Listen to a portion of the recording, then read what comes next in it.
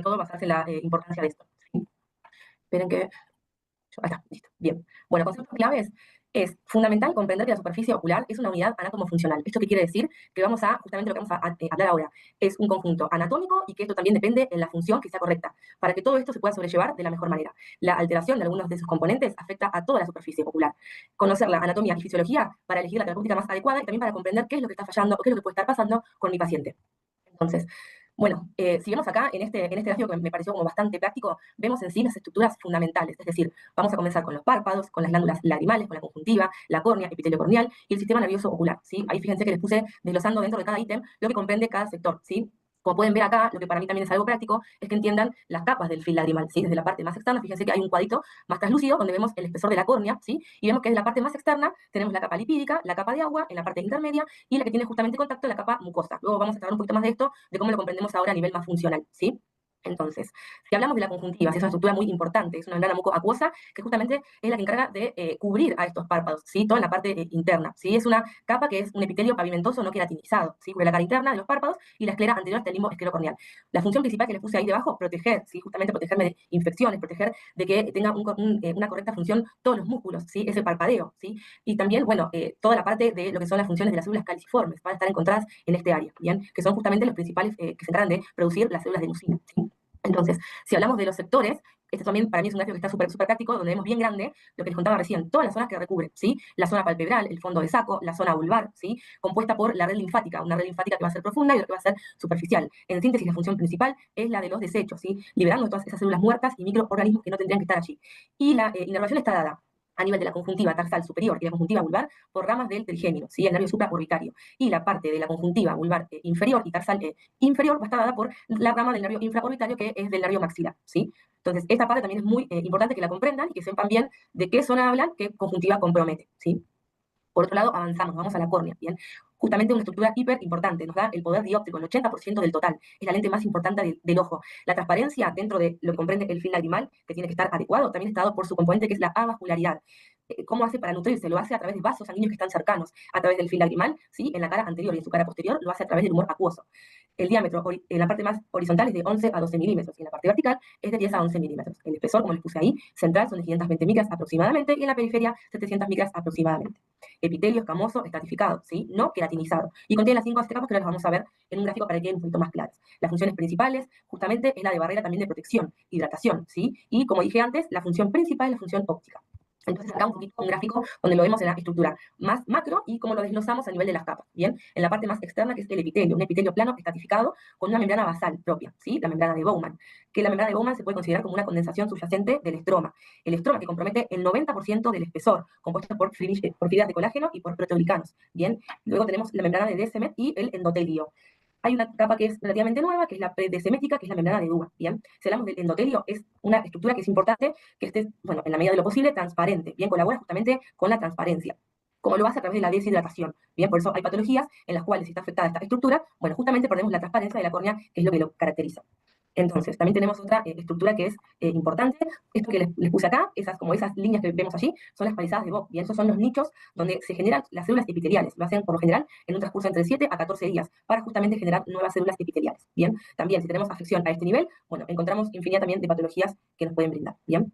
Bueno, acá, lo que hablamos recién, ¿no? Justamente cuando vemos patologías activas que lamentablemente hacen que perdamos la transparencia de la córnea. Bien. Hablamos de los párpados, el borde libre de los párpados, estructura también bastante amplia, compromete el párpado superior, que es mucho más largo que el párpado inferior. Tiene una cara que es mucosa, que es la cara interna, y una cara que justamente está dada por la piel, ¿bien? Que es la cara externa de esos párpados. A su vez tiene la porción que es lagrimal, en la cual por lo general no se encuentran las pestañas, y la porción que es cilia, ¿bien? Dividida también por la línea gris, que es una unión mucocutánea, también ahora vamos a ir a un gráfico para que sea un poquito más claro, y en el espesor podemos ver diferentes estructuras, los conductos lagrimales, las glándulas de meibomio, las de 6 y las de Mol. Meibomio y 6, que son glándulas sebáceas, y las de Mol, que son una versión de glándulas sudoríparas modificadas, ¿bien? Que también se van a perder en el trayecto de la pestaña. Y como ya sabemos también, es la piel más fina del organismo, pero también es una piel que es muy, muy sensible. En cuanto son las pestañas, por lo general tenemos, como les puse acá, 3 a 4 hileras en el párpado superior, 1 a 2 hileras en el párpado inferior, y la función principal es el filtro de protección ocular. Bien. Entonces acá tenemos un gráfico donde también les dividí, para que sea un poco más de criterio, ¿no? La lámina anterior, donde tenemos la piel, los músculos, las glándulas de Seyft y las glándulas de Mol, y la parte más lámina posterior, donde compromete el tarso o la conjuntiva y las glándulas de meibomio. Bien.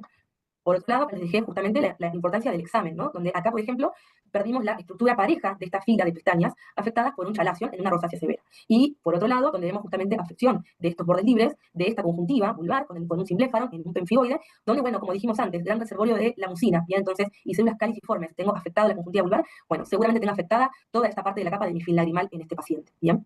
La secreción lagrimal, estructura fundamental, es la que me va a dar la especularidad y el brillo a la córnea. Se considera aproximado una producción de 1 mililitro, ¿sí? La glándula principal es la que va a generar el mayor volumen de esta lágrima. Y las demás, las accesorias, el resto. Tenemos la secreción que es basal, que es la que se va a ver afectada en el ojo seco, ¿bien? Y la refleja, la que está dada justamente por estímulos conjuntivo-corneales. O, bueno, también a nivel emocional, ¿bien? Entonces, si hablamos del film lagrimal, ¿qué capas me los compone? Como les dije antes, a fines teóricos tenemos 3 capas. La capa lipídica, que es la capa más externa, la que es la que justamente está producida por las glándulas de meiomio, y es la que va a liberarme esa tensión en ese film lagrimal, evita que mi lágrima se evapore. Una capa intermedia, que es la capa acuosa, que es la que es secretada por las glándulas lagrimales, principales y accesorias, se encarga de dar la nutrición, defensa y la limpieza de este film. Y la capa mucosa, que es lo que charlamos recién, generada por las células calciformes y epitelios. Fíjense que reitero bastante los conceptos, porque a veces uno, cuando ve todo este tema como un montón de información, y después cuando vamos a los conceptos básicos, nos olvidamos bien de dónde venían, de dónde salían, si tengo afectado cierto nivel, bueno, ¿qué puedo esperar de eso? Entonces, por eso es que más o menos repito bastante para que entiendan y les quede claro lo fundamental, ¿bien? Y entonces, a los fines prácticos o de la funcionalidad de esta lágrima, en realidad se comporta como una capa mucoacuosa y una capa lipídica, ¿bien? Como les puse también ahí, el film lagrimal es una película trilaminar, ¿bien? Que recubre la superficie y tiene funciones de protección, nutrición, defensa, inmunológica y la función óptica, ¿bien? Propiedades físicas, también criterios fundamentales, entender cuál es el valor que yo espero de osmolaridad, 304 más menos 10 miliosmoles por litro, presentan un pH neutro, y bueno, dato más criterio del tema de la temperatura de esta lágrima, ¿bien? En cuanto a la etiopatogenia y cómo clasifico yo a mi ojo seco, ¿bien? Entendemos y sabemos que es una enfermedad donde justamente se pierde, esperen que se me fue la presentación, por algún motivo. Ustedes están viéndola, ¿sí, no? Disculpa, Alejandro, estás compartiendo tu pantalla, espera que termine Lourdes. Ah, listo, porque dije, de golpe se me fue todo. No, está bien, seguimos, por favor. A ver, ¿ahí lo ven? No todavía, pero ya va a aparecer. Dejé de compartir yo, ¿eh? Ahí está. Ahí estás, Lourdes, ya Ahí está. estoy, volví. Ahí volviste. Listo. Bueno, entonces, comenzamos con la parte de qué es el ojo seco, enfermedad en que justamente se pierde la homeostasis de la película lagrimal, que es el concepto central, ¿bien? ¿Qué puede presentar este paciente? Bueno, diversos síntomas, irritación, alteración en agudeza visual, picazón, ardor, ¿bien? Y justamente se genera la inestabilidad de este film lagrimal. Es un daño potencial y donde también puedo presentar y ver anomalías neurosensoriales en este paciente, ¿bien? Entonces, volviendo al concepto fundamental de hiperosmolaridad, ¿cuándo lo voy a ver? Como les puse acá, bien clarito, si se disminuye la producción de lágrima o en el aumento de la tasa de evaporación. Y eso también, estos dos conceptos, a su vez, ya me dividen dos tipos de ojo seco, uno por baja producción, otro por alteración en la calidad de este ojo seco, ¿bien? Entonces, viendo acá, este es un gráfico del Deus 2, bien, ahora si bien ya tenemos el Deus 3, me parece que en este gráfico está bastante práctico para clasificarlo a nivel de los síntomas de este paciente. Si no los presenta, si los presenta, si veo los signos, si no presentan signos, bien, esto justamente me va a ir llevando y descartando y sospechando frente a qué tipo de ojo seco estoy. Y fíjense, donde, si bien recién hablamos de dos tipos de ojo seco, es importante, y es lo que más involucra a la mayor parte de nuestros pacientes, que es el ojo seco mixto, bien, donde puedo ver un paciente que tenga una baja producción y a su vez alteración en la calidad de este film lagrimal, bien.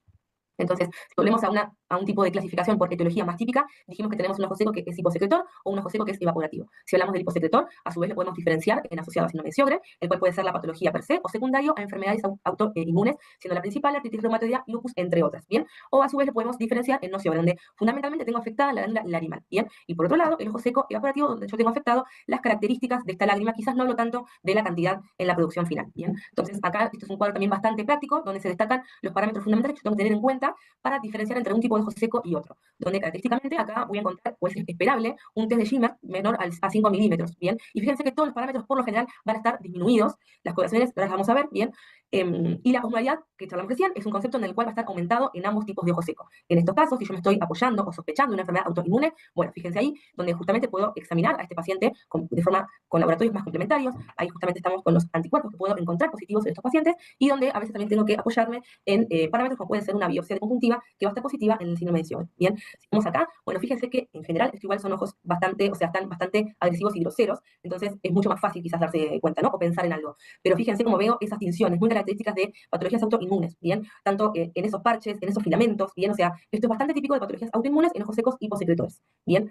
Si hablamos de ojos secos evaporativos, fíjense que también les remarqué el test de Schimmer, acá puede ser variable. No nos olvidemos que el test de Schimmer, si me da demasiado alto, es decir, un test de Schimmer con milímetros de 25, de 30, de 35, bueno, tampoco es normal que me dé un test de Schimmer tan alto, no solo consideremos patológico a un test de Schimmer que sea muy bajo, ¿bien? Los demás parámetros acá quizás son más variables, ¿bien? Pero acá es fundamental establecer un buen examen en la biomicroscopía para establecer cómo están mis glándulas, las pestañas, los párpados, ¿bien? Y, o sea, lo que más lo caracteriza es la tensión, como les puse ahí, que es epitelio córneo-conjuntival inferior. ¿Por qué? Porque voy a ver un fenómeno llamado pouting, que es decir, tengo alteradas esas glándulas, y es como un caminito, como una calle de piedras. Ese párpado que es irregular, cuando el paciente en general se va a dormir, no tiene un buen cierre. Y eso es más potencialmente a que se me tiña la zona epitelial inferior. ¿Bien? Entonces, fíjense acá, también estos son ojos que son bastante groseros, donde justamente veo esas glándulas afectadas, la espuma, la blefaritis, la meiomitis, o sea, claramente este paciente, yo por más que lo llene de gotas, si no mejoro la parte externa, probablemente no tenga un buen final o no tenga una, o sea, no responda bien o el paciente no sienta alivio tan inmediato. Si bien son patologías que a veces requieren de primero comenzar a tratar una parte de este ojo seco y luego la otra, bueno, primero debo comenzar con toda la parte externa y dejar lo mejor posible a estos párpados para que así, quizás luego, con lo que yo siga, tenga una mejor respuesta. Bien. Y acá sí también lo que les dejé, que es un gráfico, que esto sí es del Deus 3, donde, como ahora se tienen en cuenta, además lo que charlamos recién, diferentes parámetros para clasificar o para sospechar bien la patogenia de este ojo seco. El sexo, el género, las hormonas, los fármacos iatrogénicos, el sexo, la edad, o sea, diferentes factores de riesgo que pueden intervenir y diferenciarme los diferentes tipos de ojo seco. Bien, así que bueno, espero que os haya servido y bueno, es un placer. Lourdes, muchas gracias. Muy claro lo tuyo. Yo quería hacer algunas aclaraciones. La primera que mencionó Sí. diversos cuadros y distintas patologías que van a ser tratadas cada una en una clase diferente. Y dos o tres cosas para puntualizar de las referencias o conceptos de anatomía. Recordemos que tanto en la cona como en la conjuntiva existen células que dan origen a células maduras, que son las llamadas stem cells. Y las stem cells o células madres de la cona están en el limbo, razón por la cual cuando el limbo se daña, como por ejemplo una quemadura, desaparecen estas y la conjuntiva invade la cona y se produce conjuntivalización, que vamos a ver que en la clase de deficiencia limbar es el signo capital de las fallas stem cells. Así como cuando por alguna razón más común, un pemfigoide, una enfermedad mucociliante o una injuria química, se daña el conjuntivo y el fondo de saco, dañamos las stem cells de la conjuntiva, que casualmente están en el fondo del saco conjuntival, donde además tenemos la mayor concentración de células caliciformes. Por lo tanto, las células madres de la córnea están en el limbo esclerocorneal, alrededor de la córnea, las palizadas de Bob, y las células madres de la conjuntiva están en el fondo del saco. Esa es la razón por la cual muchas de las clasificaciones de traumas de la superficie ocular tienen en cuenta el blanqueamiento perilímbico por daño de las stem cells corneales o el daño del fondo del saco por el daño de las stem cells conjuntivales y células caliciformes. Gracias, Lourdes. Vamos Un placer. con el doctor Alejandro Berra, muy conocido por todos nosotros, de una larga trayectoria en el laboratorio oftalmológico, pionero en la citología de impresión, pionero actualmente en el diseño y comercialización y la fundación de la ONG para proveernos a todos de membrana biótica liofilizada, de mucho más fácil utilización y más cómoda que la criopreservada que utilizamos hasta ahora. Así que bueno, él va a hablarnos hoy de qué beneficios podemos obtener del laboratorio para nuestros exámenes oftalmológicos. Gracias, Alejandro, por participar y sos muy bienvenido. Bueno, muchas gracias, Gustavo. Un especial agradecimiento al profesor Peláez, a FATSA y a todos ustedes por poder compartir con los próximos 20 minutos. Yo no tengo ningún interés financiero o comercial asociado a esta presentación. Hace ya 15 años que dejé de hacer laboratorio. De todas maneras, todo sigue funcionando. ¿Cuáles son las estrategias diagnósticas de enfermedad de la superficie ocular que se centran en grandes grupos? O sea, síndrome de ojo seco, alergia ocular, conjuntivitis cicatrizantes, deficiencias límbicas, complicaciones del lente de uso de contacto y pacientes que van a una cirugía refractiva o a una catarata premium.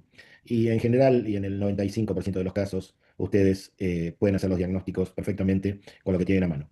Como les muestro, todos estos pacientes que están ahí tienen alguna alteración de la superficie ocular. Alguno porque tiene megomitis, esa señora porque tiene un ojo seco posmenopáusico, un síndrome de Sjögren, esa chica que o está tomando anticonceptivos o está mucho en la pantalla, pacientes que tienen alergia a más ojo seco, pacientes con pemfiloides, etc. Recuerden, como les dijo Lourdes, que hay proteínas solubles, que son mucinas solubles, y mucinas adhesivas al epitelio.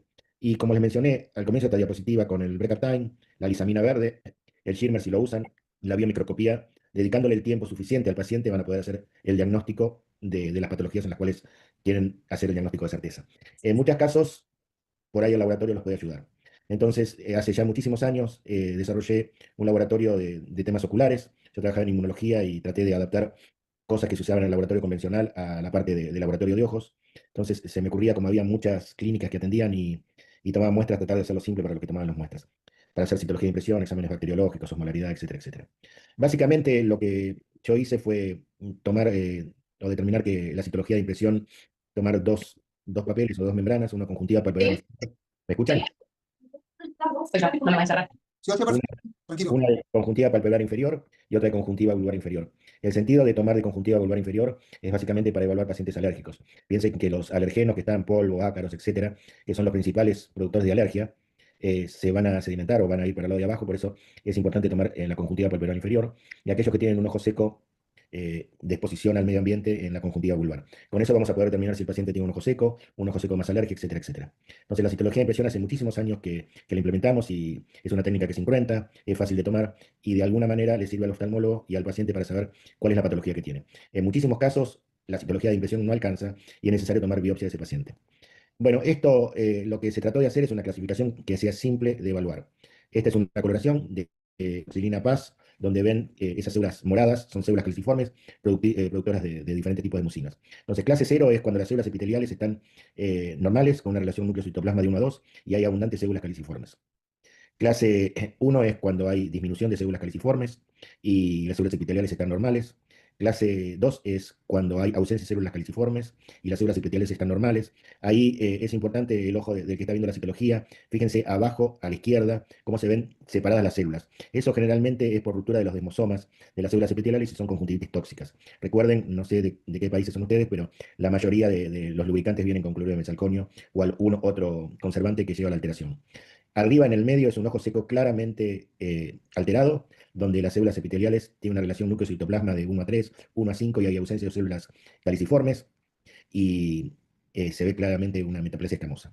Abajo es lo que está descrito como ojo seco con núcleos snake. Yo en Argentina no vi esto, vi muy poco. Sí, cuando estaba de profesor invitado en España, donde había muchos pacientes que tenían muchos años de lente de contacto, se asociaba a eso. Arriba a la derecha ven un paciente que tiene ojo seco y alergia, pero tiene ojo seco, lo vamos a determinar en la conjuntiva vulvar, que es la de arriba al medio, y alergia arriba a la derecha. Fíjense la cantidad de células caliciformes que hay. Bueno, no puedo marcar, pero hay eosinófilos. Las células caliciformes son simples de ver porque tienen un núcleo excéntrico, es como si fuera un globo muy grande. Y en algunos, también usuarios de lente de contacto, esas células caliciformes tienden a volverse locas, entonces hay células caliciformes muy grandes, otras pequeñas, etcétera, etcétera.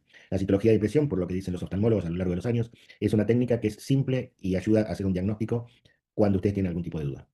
Nosotros lo que hicimos también fue adaptar para tomar las muestras con papeles que carguen 1 microlitro de lágrimas y con eso pudimos determinar osmolaridad, lisosima, lactoferrina y haciendo bacteriología se pueden ver qué tipo de infecciones hay. Por ejemplo, este es un ojo seco evaporativo, donde ven que la citología de impresión es clase 1, hay disminución de las células caliciformes. A la derecha van a ver la técnica de lisosima. Todos esos papeles que ven es como si fuera un antibiograma, pero esos papeles cargan todos 1 microlitro de lágrimas. Lo normal es lo que está en el medio. Lo que está a la derecha con una flecha es un paciente con un ojo seco evaporativo. Y es claro que eso tiene que pasar, porque al evaporarse no pierden la cantidad de proteínas y la lisosima, por eso la lisosima está aumentada. Entonces, desde el punto de vista del laboratorio, un ojo seco evaporativo va a tener una citología de impresión alterada, clase 1, y lisosima aumentada. Un paciente que tiene un Sjögren, un ojo seco muy severo, la citología de impresión va a estar muy alterada. Fíjense abajo como la flecha indica que este paciente tiene ausencia de células caliciformes y las células epiteliales están en franca metaplasia escamosa. Y la flecha marca la cantidad de lisosima que hay. Tanto un ojo seco Sjögren como un evaporativo posiblemente tengan los mismos síntomas. Sin embargo, la lisosima va a estar disminuida en un ojo seco Sjögren porque está produciendo poca cantidad de proteínas y poco volumen lagrimal. En cambio, en un ojo seco evaporativo se está produciendo buena cantidad de proteínas y se están evaporando. Esto nosotros lo publicamos conjuntamente con Martín Berra y el doctor Galperín en Archivos Brasileños de Oftalmología. Estas son las conjuntitis tóxicas. Fíjense lo que yo les mostraba al principio, cómo esas células están separadas unas de otras, y es por acción generalmente del cloruro de benzalconio. Otros conservantes leves, como el plurite o el SOC, causan menos alteraciones y la lisosima va a dar normal. Bueno, entonces, en las conjuntitis tóxicas, la osmolaridad va a ser normal, la lisosima va a ser normal, o la lactoferrina, la citología se va a ver de esa manera. Y ahora vamos a ver qué pasa con la toxicidad ambiental y la toxicidad tópica. Bueno, ustedes saben que los pacientes que alegan tener conjuntitis alérgica muestran que tienen mucha picazón, ojo rojo, secreción mucosa y la conjuntiva con hipertrofia papilar. Entonces, estos pacientes lo que van a tener a la derecha, fíjense, aunque no estén coloreados, se ven claramente la gran cantidad de células caliciformes que tienen y la presencia de eosinófilos. Muchas veces los eosinófilos no se ven, porque en general están en las capas inferiores de la conjuntiva y acuérdense que esto es algo, si bien incruento, pero que toma las células superficiales.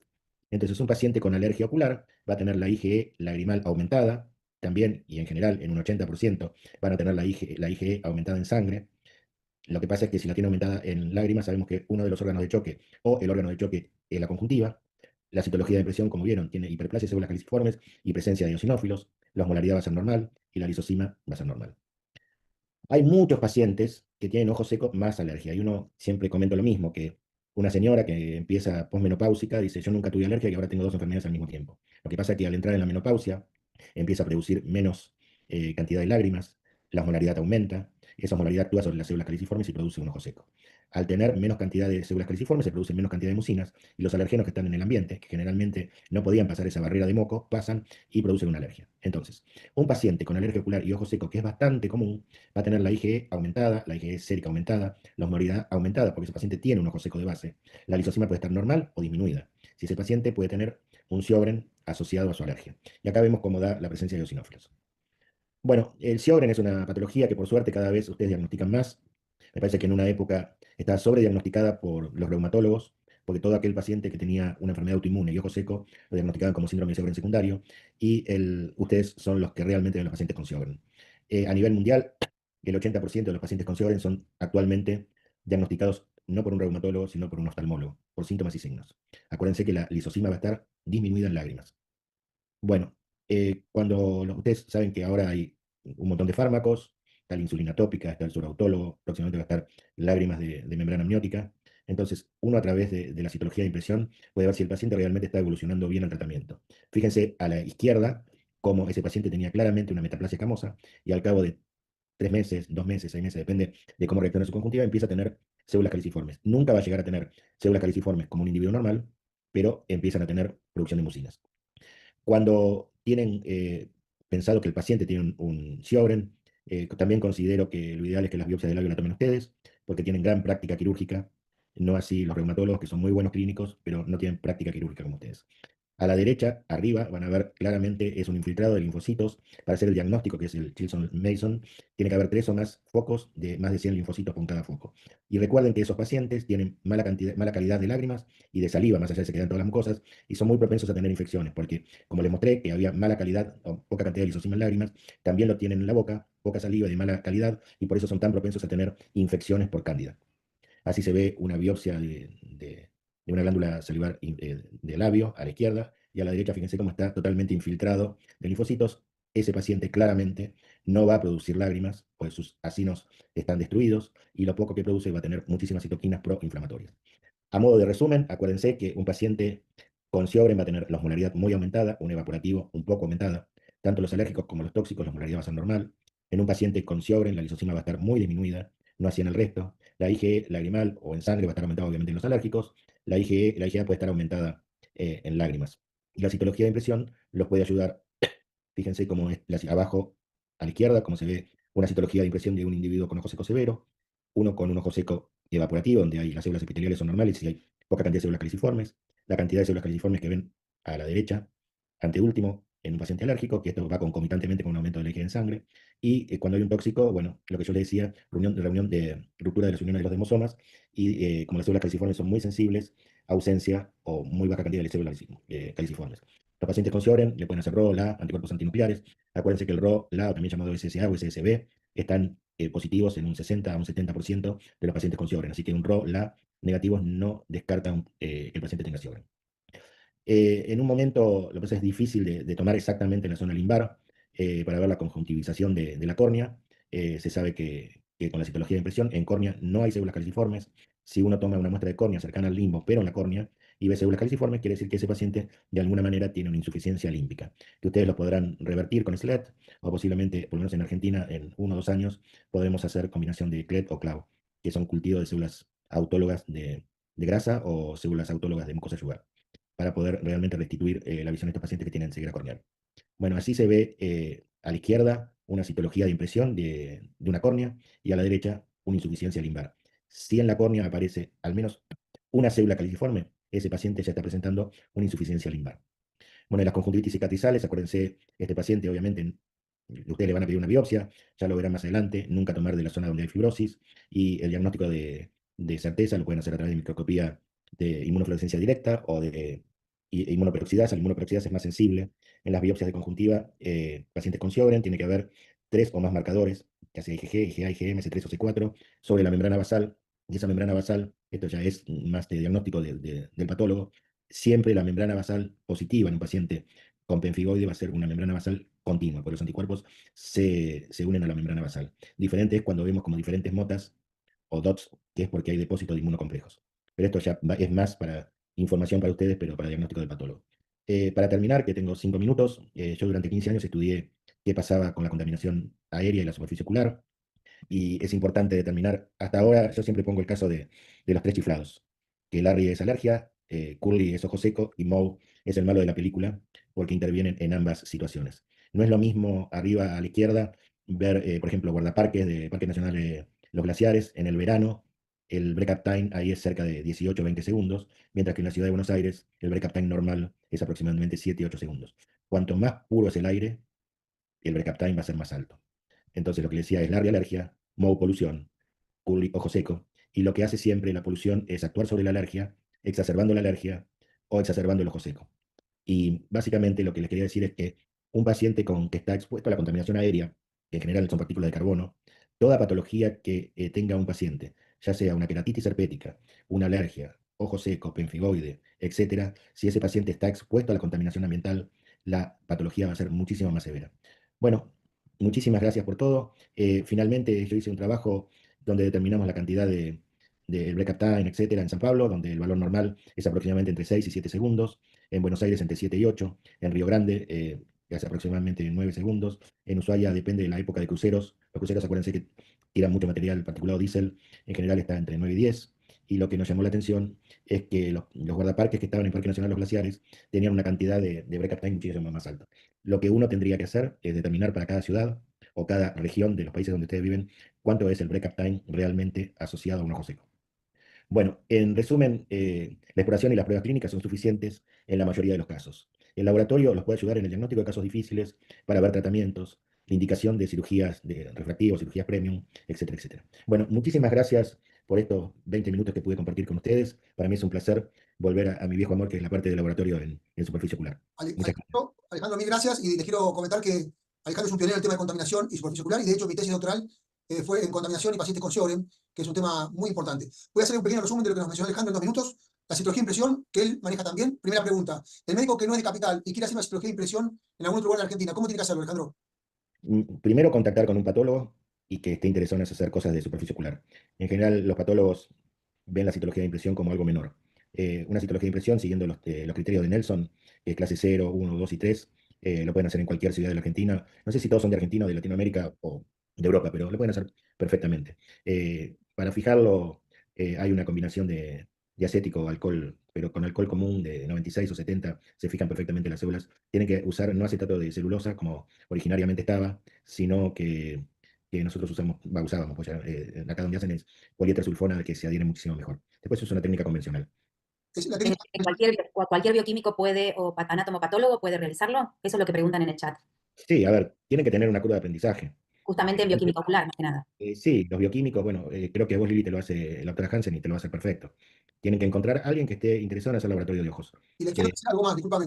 Citología de impresión tiene 2 indicaciones principales. La primera es citología de impresión de conjuntiva para ver el estado de la superficie, y eso desde el punto de vista clínico es bastante análogo de cómo vemos cómo reacciona la superficie a la tinción con verde lisamina.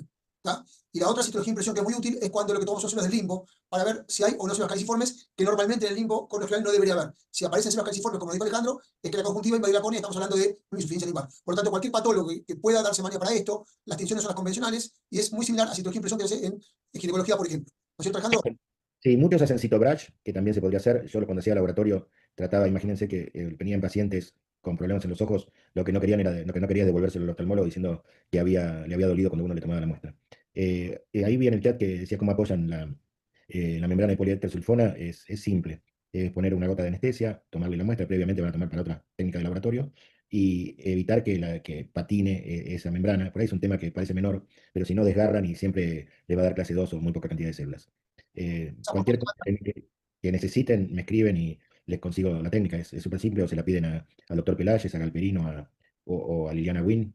Para mí fue un honor haber sido director de la tesis doctoral de Gustavo Galperín. Es solo tener cuidado de cómo apoyar el papel sobre la conjuntiva y sobre el limbo, sin frotar, solo apoyo y retiro. Claro. La muestra la pueden tomar ustedes o la pueden tomar en el laboratorio. Ujú. Me parece que es interesante, si van a contactar con un laboratorio, contactar sobre todo para la parte de bacteriología. Yo Ujú. cuando estaba como profesor invitado, no en España, sino en San Pablo, en la Universidad de San Pablo, había un problema entre la parte de oftalmología y la parte de laboratorio, porque todos los laboratorios le dan negativos. Entonces hay que saber tomar la muestra, darse cuenta en el laboratorio que ustedes pueden tomar pequeñas muestras. Imagínense que un laboratorio está acostumbrado a hacer un hemocultivo sobre 5 mililitros de suero, hacer un urocultivo sobre 20 mililitros de orina, etc. Lo que toman ustedes es mínimo. Lo mismo cuando deciden tomar una muestra de humor acuoso o de vitrio. Entonces, todo eso tienen que tener una comunión entre lo que es laboratorio y lo que es ustedes los oftalmólogos. Así que yo lo que les aconsejo, en la ciudad donde estén o donde estén, que traten de tener un laboratorio de referencia en su ciudad o en su región. Eso los va a ayudar mucho en muchos temas. Acuérdense en la parte de bacteriología que si bien las PCRs son de gran utilidad. Los métodos convencionales, que lo van a hacer en cualquier hospital o en cualquier laboratorio, también les va a dar un montón de información. Así que, bueno, quedo a su disposición. No quiero insumir más tiempo del debido, así que les pido disculpas porque me excedí un poco de tiempo. No, está No, perfecto. ha sido exacto. No, ha sido exacto el tiempo y ha sido muy interesante. El chat están también muy interesados en todas las respuestas que has dado. Sí, lo importante es contactarse con un laboratorio y que a su vez ese laboratorio pueda tener acceso, o algunos de ustedes, bioquímicos oculares específicos, como para terminar de redondear cuál sería la técnica a seguir. Son métodos muy complementarios, muy útiles en la práctica diaria. Gustavo. Disculpa, Lili, dos o tres cosas para resumir, para que queden claro de lo tan claro que habló Alejandro. Recuerden que algunas muestras del lágrima que tomamos, la lisozima, que es una enzima proteolítica que está muy baja en los pacientes de ojo seco y posecretor, pero sobre todo en pacientes con Sjögren. Se los pedimos a pacientes sospecha de Sjögren, que son los que la tienen muy baja la lisozima. La inmunoglobulina de lágrima se la pedimos en pacientes que sospechamos alergia ocular, que pueden no tener alergia general.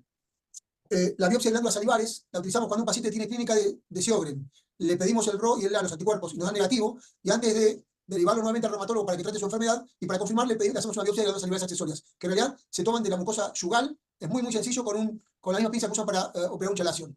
Eso se manda a anatomía patológica y nos da la infiltración linfocitaria, que es diferente de la biopsia de conjuntiva que tomamos cuando sospechamos una enfermedad mucosinequiante como un pemphigoide, que ahí toman un cuadradito de 3x3 de conjuntiva y lo que le hacen es inmunistoquímica, le dan inmunofluorescencia directa o inmunoperoxidasa, y eso va a decidir si tiene que inmunosuprimirse o no como tratamiento del pemphigoide. Para aclarar algunos puntos, pero la charla estuvo perfecta y si hay alguna duda estamos a su disposición. Bueno, muchísimas gracias a todos. Gracias, Alejandro. Gracias, Gustavo. Y gracias a todos ustedes por estar ahí. Bueno, Y nos encontramos el próximo lunes a las 19:30 horas. tienen nuestros contactos por cualquier duda durante la semana. Saludos a todos.